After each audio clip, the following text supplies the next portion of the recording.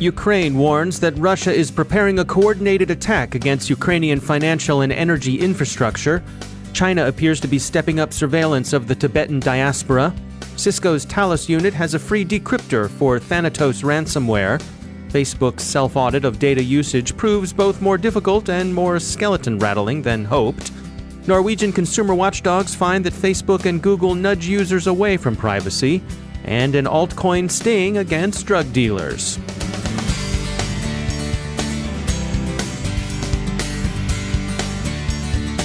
Now I'd like to share some words about our sponsor, Cylance. AI stands for artificial intelligence, of course, but nowadays it also means all image or anthropomorphized incredibly. There's a serious reality under the hype, but it can be difficult to see through to it. As the experts at Cylance will tell you, AI isn't a self-aware Skynet ready to send in the Terminators. It's a tool that trains on data to develop useful algorithms. And like all tools, it can be used for good or evil. If you'd like to learn more about how AI is being weaponized and what you can do about it, visit threatvector.cylance.com and check out their report, Security, Using AI for Evil. That's threatvector.cylance.com. We're happy to say that their products protect our systems here at the Cyberwire, and we thank Cylance for sponsoring our show.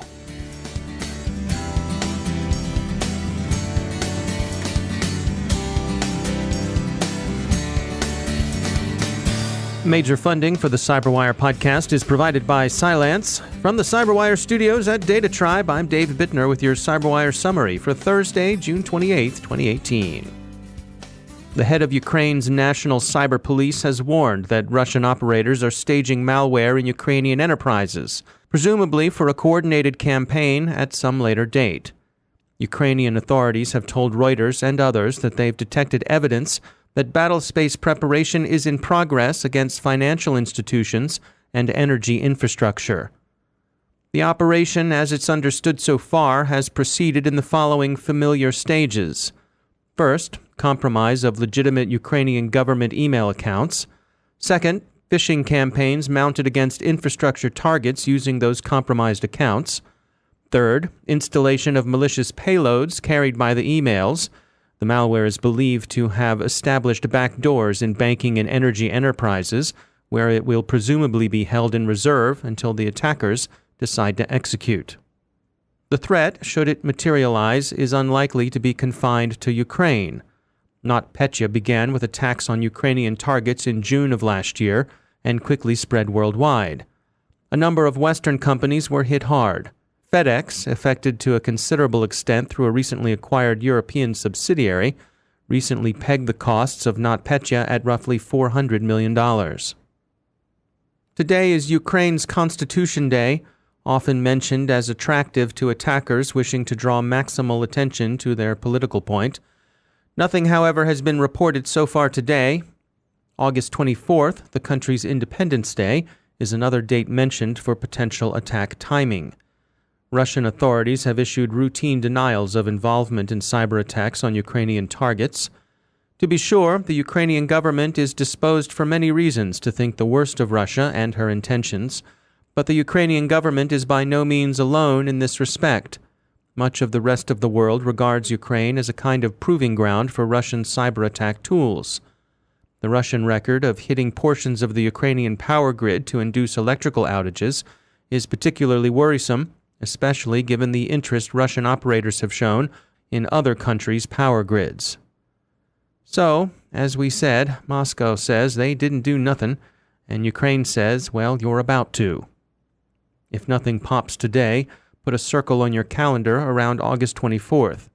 But when you do so, remember that public holidays are nothing more than convenient indicators. More to the point, keep an eye out for phishing. Open source software is a valuable resource for software developers and security professionals, and the recent purchase of GitHub by Microsoft raised a few eyebrows and brought attention to the open source community. Jaime Blasco is chief scientist at Alien Vault, and he offers his perspective on open source software for security. I think it's a double-edged sword, right? I mean, on one hand, you need to be careful with, which tools you're using, especially if they are open source, and whether or not those tools are properly, secure. audit it, and people are putting enough resources into securing and auditing the source code. When it comes to the most popular open source projects, that's usually not an issue, and actually it's an advantage that the source code is publicly available, because you have all these developers, all these security researchers looking at the code and submitting bugs and improvements whenever they find them. Now, when it comes to using open source tools, do you find are there some misperceptions out there? Do some people resist using them, maybe for the wrong reasons? I think it used to be an issue. I don't see this being an issue anymore. And I think, like last week or a couple of weeks ago, when Microsoft bought GitHub, I think that was the confirmation that, open source is the future. And we are seeing these, companies such as Microsoft, and 10, 15 years ago, it was unbelievable that they will contribute to open source communities. They're actually one of the biggest contributors right now to some of the biggest open source projects out there. So I think people are not scared of these tools anymore. They have become an instrumental part of any organization nowadays. Can you describe to us, the security advantages? You touched on it earlier about having so many eyes on the code. Can you describe to us what's the advantage there? So yeah, besides having many people being able to audit and find vulnerabilities in those tools, the other advantage is also how fast patches can be created and released compared to some traditional enterprise vendors. Like sometimes you will have to wait weeks or months until your vendor will make patches available. With open source tools, if there is a high critical vulnerability, many times you have many people creating patches for those vulnerabilities even before the official patch is available. So you have an option to make that piece of software more secure even before you can use the official packaging system or whatever method to patch your systems you are using. I think cybersecurity is actually one of the biggest examples in terms of using open source tools. Many times enterprises, they have this dilemma where it's buy versus build. And, I think open source is helping sometimes in terms of, filling those gaps where you don't have to spend millions of dollars anymore in one specific tool, but you can go to the open source community and find something that can satisfy your needs. And I think, in cybersecurity, it has been one of the first industries to adopt like open source tools in a broader context. Like, I remember 10 years ago, you will have projects such as Snort and OSIM and Suricata, OpenBus, even Nisus before it became proprietary. But, there were many tools that people were actively using on an enterprise context. So what are your recommendations for people who want to start using open source tools, want to integrate them into how they approach security? I would recommend, go talk to your peers and, talk to other companies that are in a similar situation that maybe they have already, implemented some of these tools. Nowadays, there are forums, even GitHub or, Slack channels where you can go and talk to other users and try to get, a perspective of, how difficult the implementation is going to be and if there is any, tricks and things you can use before you decide to implement that in terms or even replace some of the enterprise tools that you may have. That's Jaime Blasco from Alien Vault. Cyber espionage campaigns, apparently staged by and from China, have been targeting Tibetans resident in India. The campaign seems connected with long-standing Chinese domestic surveillance of ethnic populations whose loyalty and adherence to Beijing have been suspect. Bravo Talos, Cisco's research unit, has released a free decryptor for Thanatos ransomware. Thanatos gained itself a degree of notice by its acceptance of ransom payments in a range of cryptocurrencies, and not just in the extortionists' favorite, Bitcoin. The crooks will take payment in Bitcoin Cash, Zcash, Ethereum, and a few others as well. To add insult to injury, the Thanatos masters have shown themselves to be either incapable of, or more probably just not interested in, actually decrypting their victims' files upon payment of ransom. But Cisco's Talos group has exploited what they call weaknesses in the design of the file encryption methodology to build their own decryptor, which they say can recover a decryption key in 14 minutes or less. The Norwegian Consumer Council, sounding a bit like a Freakonomics type interested in getting the right kind of nudges out there, complain that Facebook, and for that matter Google, are nudging toward all the wrong places, privacy-wise. The NCC says their services exhibit dark patterns, default anti-privacy settings, confusing layouts, the illusion of choice, and various design choices that offer positioning, visual cues, and so forth, tending to push people into more self-revelation than is probably good for them. As they put it in their study, quote, Facebook and Google have privacy-intrusive defaults, where users who want the privacy-friendly option have to go through a significantly longer process. They even obscure some of these settings so that the user cannot know that the more privacy-intrusive option was pre-selected, end quote. So the moral for users would appear to be the usual one. Take the trouble to be an informed consumer, especially when you're consuming a free service offered by a company that realizes a significant fraction of its revenue from marketing. Finally, a multi-agency law enforcement operation in the U.S. has taken down a number of alleged dark web contraband dealers, for the most part drug traffickers. The action involved the Department of Justice, Homeland Security Investigations, the U.S. Secret Service, the U.S. Postal Inspection Service, and the Drug Enforcement Administration. Authorities are tight-lipped about details, but apparently government agents posed as cryptocurrency money launderers to roll up the suspects. Turning cryptocurrencies into more conventional and more easily negotiable government fiat money is a bottleneck for dark web black marketeers. Agents of Immigration and Custom Enforcement's Homeland Security Investigations posed in the dark web as brokers willing and able to do just that, and many drug dealers were ensnared. If you're trying to launder money or convert altcoins to euros, dollars, shekels, or pezuzas, well, think twice. Those helpful bankers may not be what they appear to be. It's a sad day when you can't trust the people you meet through a Tor node.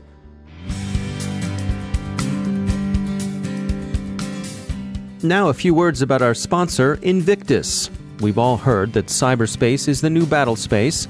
Invictus International Consulting was founded by people who know a battle space when they see it. This premier cybersecurity company, headquartered in Northern Virginia, boasts an expert staff with decades of cybersecurity, technology solutioning, and intelligence analysis experience. Its customers in the intelligence, defense, and homeland security communities value Invictus and its work. As a service-disabled, veteran-owned small business, over 60% of Invictus's workforce is comprised of veterans. And it's not just in the government space. It delivers for commercial clients, too. An award-winning company recently named to 2018 Cybersecurity 500 list as one of the world's hottest and most innovative cybersecurity companies. Invictus has also won the Most Valuable Industry Partner Award at the ISC Squared 15th Annual Information Security Leadership Awards. So check them out at invictusic.com. That's invictusic.com. And we thank Invictus for sponsoring our show.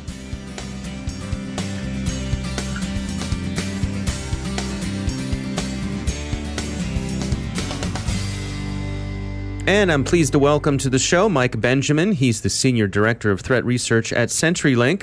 Mike, welcome to the show. I have certainly heard of malware, and I've certainly heard of spam, but you brought something to my attention called mal-spam. Is this the best of both worlds? Is this the worst of both worlds? Fill us in. What are we talking about here? Well, I'd say it's the best and the worst, depending on how you look at it. So, mal-spam is not a new topic or concept, but we have found as we've been working on the topic lately that when we say we're working on spam to the broader security community, we actually get a lot of folks just assuming we're filtering pharmaceutical ads or dating ads. And what we're really trying to look at is the malicious email people are getting. And so we describe it as mal-spam, and we would describe it ultimately as email you're going to get that aims to do something malicious. Now, in some cases, dating spam is mal-spam because ultimately they want to steal your credit card number at the end of it. And in other cases, pump and dump scams are pumped through these things with, again, trying to ultimately steal money from people. But at its core, we're looking for the malware delivery. And So mouse spam is one of the primary vehicles of infection these days. We saw a couple of years ago the exploit kit being popular with criminal actors, and there were enough browser exploits, enough Java bugs, enough Flash bugs, that was a great delivery mechanism for them. They could get you to click on a URL, they could inject malice into advertising, and ultimately infect people through that method. Fast forward a few years, a lot of browsers have cleaned up their problems, a lot of people have patched, there's less volume of bugs coming out, and we put ourselves back into the position where opening a file in an email is a really effective way to infect someone. And so the old tried and true zip file, the file that is not what it claims to be a text file, it's really an executable, things like that are of course popular. But we've also seen the macro still be a popular way to infect people. So an Office document with macros that drop some sort of lightweight dropper into the operating system and then download the final payload. And so that dropper is relatively light and small. It's not a full binary executable. And then whatever it is that their final outcome that they're looking to achieve is downloaded into the machine. Now, in terms of the distribution of these things and tracking these botnets, what are you seeing?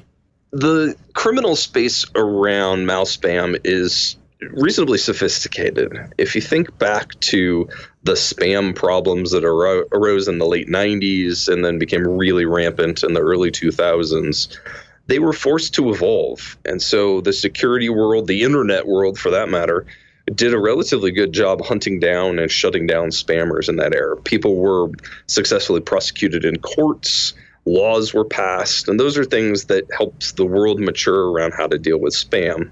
And so, as you might expect, the successful criminal actors that remain, they've evolved since then. And so you see sort of a marketplace around what they're doing. The folks who are running the spam botnets are very rarely, at least at any size and scale, the folks who are actually trying to infect you. They are being hired by the people who are trying to infect you. And the folks who are after bank account information or installing crypto miners, they're paying the botnet operators for successful installs or volume of delivery or whatever the mechanism is. So it's very interesting to watch. And as such, what you see from the botnets is a similar level of sophistication.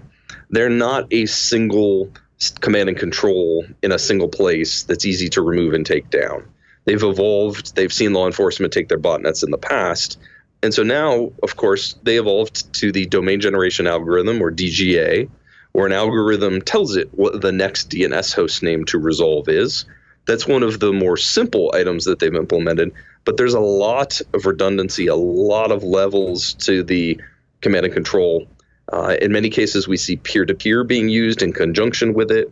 And in almost all cases, the larger and more successful mouse spam botnets are in a position where they're using 3 or 4 of these types of techniques in order to stay up and avoid being broken by whether it be law enforcement or the security community. All right. Mike Benjamin, thanks for joining us. And that's the Cyberwire. Thanks to all of our sponsors for making the Cyberwire possible, especially to our sustaining sponsor, Cylance. To find out how Cylance can help protect you using artificial intelligence, visit Cylance.com. And Cylance is not just a sponsor, we actually use their products to help protect our systems here at the Cyberwire. And thanks to our supporting sponsor, VMware, creators of Workspace ONE Intelligence. Learn more at vmware.com. Don't forget to check out the Grumpy Old Geeks podcast, where I contribute to a regular segment called Security Ha. I join Jason and Brian on their show for a lively discussion of the latest security news every week. You can find Grumpy Old Geeks where all the fine podcasts are listed. And check out the Recorded Future podcast, which I also host. The subject there is threat intelligence, and every week we talk to interesting people about timely cybersecurity topics. That's at recordedfuture.com/podcast. The Cyberwire podcast is proudly produced in Maryland out of the startup studios of Data Tribe, where they're co-building the next generation of cybersecurity teams and technology. Our Cyberwire editor is John Petrick, social media editor Jennifer Iben, technical editor Chris Russell, executive editor Peter Kilpie, and I'm Dave Bittner. Thanks for listening.